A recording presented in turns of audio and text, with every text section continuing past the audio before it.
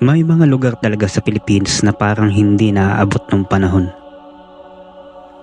Mga baryong walang kuryente, walang signal ng cellphone, at minsan, pakiramdam mo, pati ang Diyos ay bihirang mapadpad.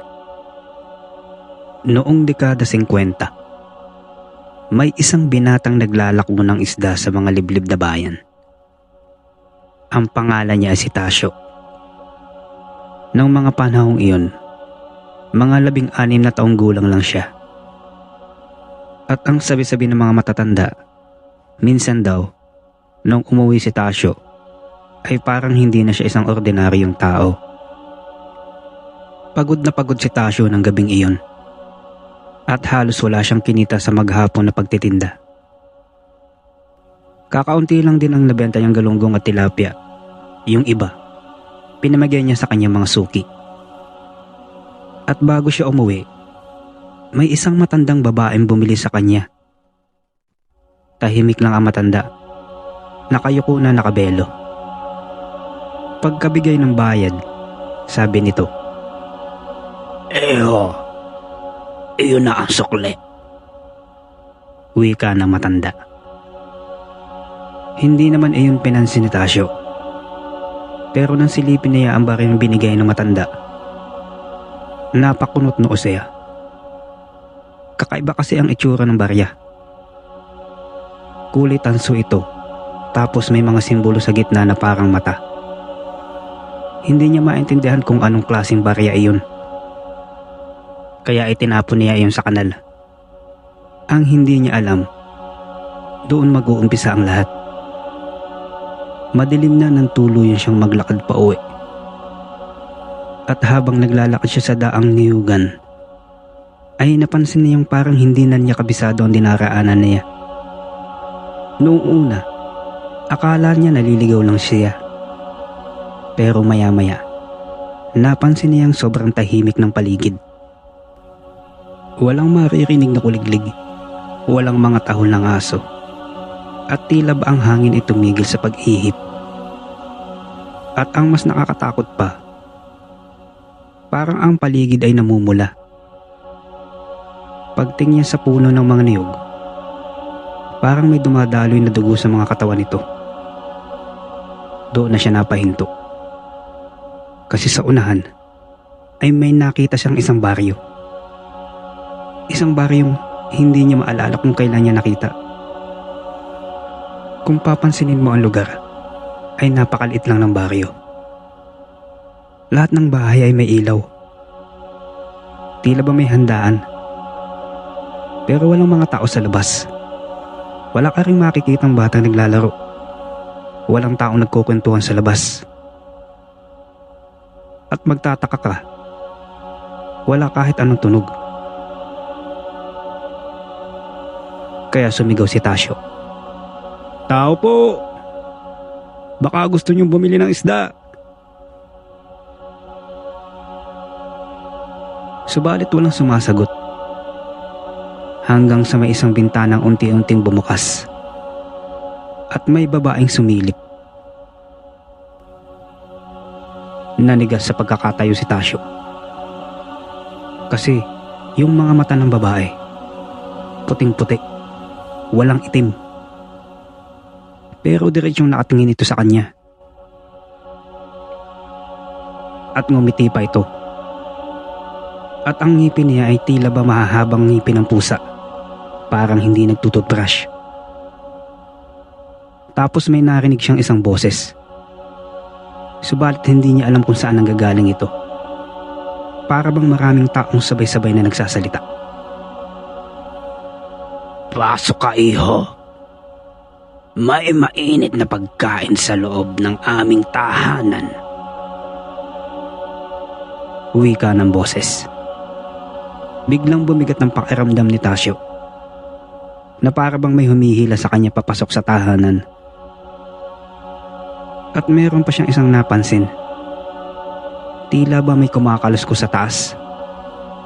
Parang may gumagapang. Dahan-dahan siyang tumingala. At halos mawalan siya ng hininga. dahil sa bubong ng bawat bahay may mga nilalang na nakaupo. Mga payat ang itsura nito. Mahahaba ang mga braso. May mga pakpak na tila ba paniki. At lahat sila ay nakatingin sa kanya. Parang hinihintay lang siyang lumapit. Alam ni Tasyo na delikado na ang kanyang sitwasyon. Pero alam din niya na kapag tumakbo siya ay masahabulin siya ng mga nilalang. Kaya pinilit niyang kumalma. Dahan-dahan niyang ibinaba ang basket ng isda. At doon niya inilabas ng isang supot na nakatago sa ilalim ng mga isda. Ang bawang at ang asin. Hindi ito ordinaryong bawang. Ayon sa ama ni Tasyo, itinanim daw iyon sa lupa ng lumang sementeryo. Kung hindi nyo na itatanong. Ang tatay kasi ni Tasyo ay hindi simpleng mangingisda. Ito ay tinatawag na albularyo. At bago namatay ang tatay ni Tasyo noong unang panahon ng Hapon, ay may naibilin ito na hindi kailanman makakalimutan ni Tasyo. Sabi ng kanyang ama, "Kapag nakatagpo ka ng nilalang na hindi tao, may 5 bagay kang dapat tandaan. Una, huwag kang tumakbo. Pangalawa, huwag kang magtatago. Pangatlo, huwag kang magpapakita ng takot. Pang-apat, magdala ka lagi ng asin at bawang. At ang pinaka-importante ang pang-5, tandaan mo, alamin mo ang kanilang pangalan." Iyan ang mga katagang natatandaan ni Tasyo sa kanyang ama. Kaya ang ginawa ni Tasyo, kumuha siya ng hilaw na isda sa basket. Kinain niya yung sa harap ng mga nilalang. Sa bawat kaliskis, dugo, at malansang amoy, parang walang pakialam si Tasyo habang inunguya niya ang hilaw na isda. Tapos ngumiti siya sa mga nilalang. "Mas masarap ba rin ang isda?" sigaw ni Tasyo. Biglang tumahimik ang buong baryo. At maya-maya, may isang nilalang na bumaba mula sa bubong. Mukha itong tao. Pero may mali. May sugat ito sa leg. Mahahaba ang mga kuko nito. At may amoy na nabubulok na laman. Tumingin ito kay Tasyo at nagtanong. Ang boses nito ay parang 2 tao. Yung isa, boses matanda. At yung isa naman ay boses bata. Dahang-dahang inilabas ni Tasyo ang bawang sa bulsa niya. Pagkatapos, nagwika si Tasyo. "Ang pangalan ko si Tasyo. Anak ako ni Gregorio.